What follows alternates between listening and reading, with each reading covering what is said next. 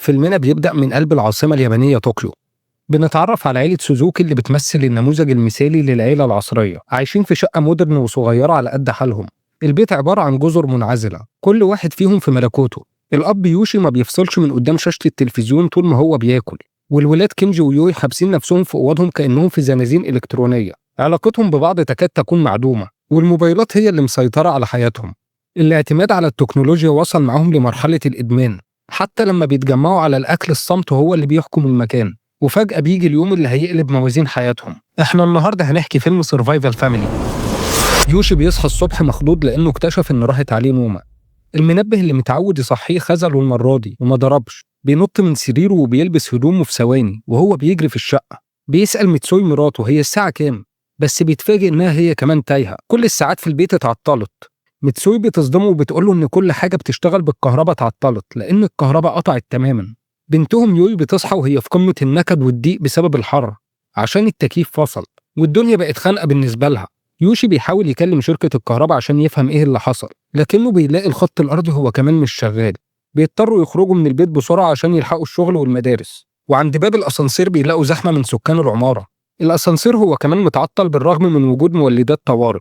الكل بيضطر ينزل على رجليه في حالة من الذهول. بدأت تظهر تساؤلات كتير عن سبب قطع الكهرباء فجأة. يوشي بيوصل لمحطة القطر وهو بينهج من كتر التعب والجري. بيلاقي المحطة اتحولت لخلية نحل ومئات الموظفين واقفين مش عارفين يتحركوا. كينجي كان ماشي في طريقه للمدرسة وهو راكب العجلة اليدوية بتاعته. الطريق قدامه كان فاضي ومفيش أي عربية ماشية، لدرجة إن الموظفين اللي ماشيين على رجليهم كانوا بيبصوا له وبيحسدوه. يوشي بيوصل أخيرا لشركته وهو مش قادر ياخد نفسه من التعب، وبيلاقي الباب الإلكتروني قافل بتاع الشركة لأنه هو كمان شغال بالكهرباء. وبعد مناهدة وتفكير الموظفين قرروا يكسروا الإزازة عشان يدخلوا يشتغلوا، لكنهم اتصدموا لما دخلوا ولقوا المكاتب عبارة عن مقبرة إلكترونية، مفيش جهاز شغال بالرغم من وجود مولدات خاصة.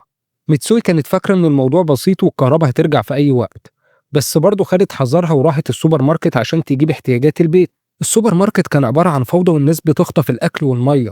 ميتسوي وقفت في طابور طويل جدا قدام الكاشير وهي شايلة طلباتها. الكاشير صدم الزباين وقال لهم مفيش فيزا، الدفع كله كاش، لأن الأجهزة والسيستم كله وقع. بنروح لمكتب يوشي وبنلاقي الموظفين حسوا إن الموضوع مش مجرد عطل عابر، بدأوا يشكوا إن في حاجة مرعبة حصلت ومحدش عارفها. المدير مشى الموظفين وقال لهم مفيش شغل، ارجعوا لبيوتكم، لأن مفيش أي معنى لوجودهم والسيستم مش شغال. يوشي وهو راجع بيعدي على محل عجل وبيلاقي الأسعار غالية جدا. صاحب المحل استغل الموقف وبدأ يبيع بأسعار خرافية. يوشي اضطر يشتري عجلة بالرغم من ثمنها الغالي عشان يعرف يتصرف. الليل بيدخل والعيلة بتتجمع لأول مرة من سنين على ضوء الشموع. كينجي بيدخل الحمام وبيكتشف إن المية هي كمان قطعت.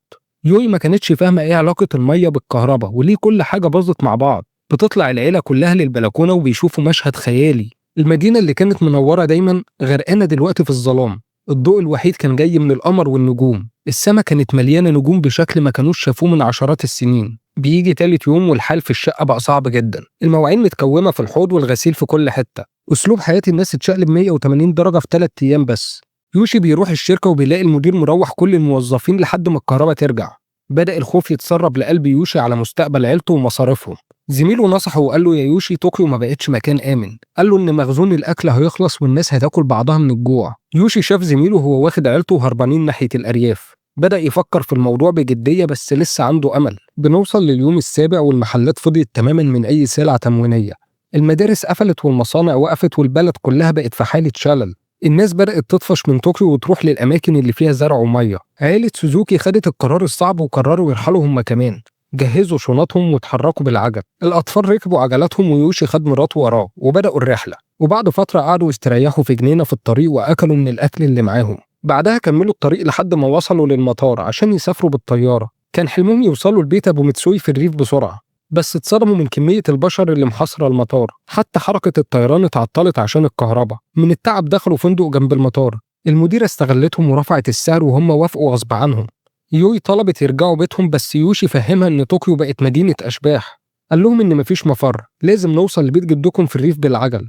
كينجي واخته راحوا يشتروا خريطة عشان يعرفوا الطريق. يوشي وميتسوي عملوا مقايضة بأزايز كحل غالية جدا مقابل عجلة تانية وشوية أكل.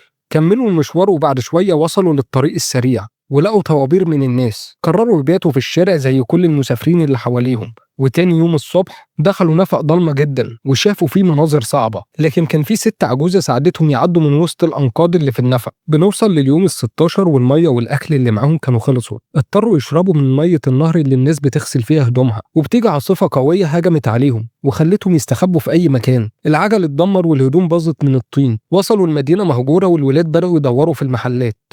دخلوا سوبر ماركت وكنجي ملقاش قطع غيار لعجلته، فاستخدم كفر الموبايل بتاعه عشان يصلح الكاوتش. يوي جابت أكل قطط وكلاب وده كان المتاح عشان ما يموتوش. أكلوا أكل الحيوانات بصعوبة من كتر الجوع، وقضوا أسبوع كامل عايشين على مية البطاريات وأكل الحيوانات.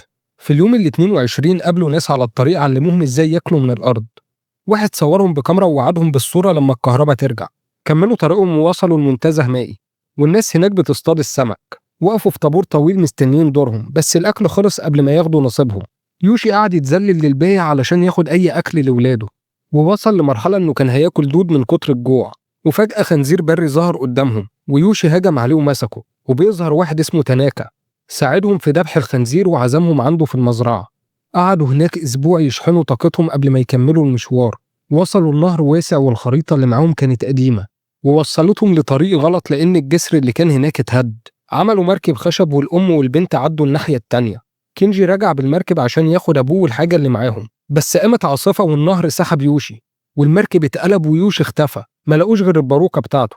قعدوا يعيطوا من الحزن على أبوهم وكملوا الطريق مشي واليأس مسيطر عليهم. وبنوصل لليوم ال94. كلاب مسعورة هجمت ميتسوي وكسرت رجلها، وعيالها شالوها وكملوا مشي على قضبان السكة الحديد والكلاب وراهم.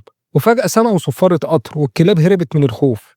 القطر ده كان بالنسبة لهم هو سبيل النجاة لأنه بيشتغل بالفحم مش بالكهرباء. الناس ساعدوهم ودخلوهم القطر وعالجوا رجل ميتسوي. بعدها بنلاقي يوشي فاق على الشط وبنكتشف إنه لسه عايش. سمع صوت القطر من بعيد فولع شمروخه وبدأ يشاور ويصرخ بأعلى صوته. القطر وقف والعيلة اتلمت تاني في مشهد مؤثر جدا. وفي اليوم 108 من بداية الكارثة بيوصلوا لبيت الجد، بيعيشوا حياة بدائية جدا، بس كانت حياة حقيقية لمدة 2 سنين. بيصطادوا ويزرعوا وياكلوا من خير الأرض وهم في قمة الرضا. وفجأة وفي يوم عادي الكهرباء رجعت وبدأت الدنيا تنور. ما كانوش مصدقين نفسهم. رجعوا طوكيو وهم ناس تانية غير اللي بدأنا معاهم الفيلم، واستلموا الصورة اللي كانوا تصوروها، وفهموا إن الكارثة دي كانت أعظم درس. اتعلموا إن قيمة الإنسان في عيلته مش في التكنولوجيا اللي مسيطرة عليه. وبينتهي الفيلم. ما تنساش اللايك والاشتراك عشان يوصلك كل فيديوهاتنا. أشوفكم مع ملخص جديد. سلام.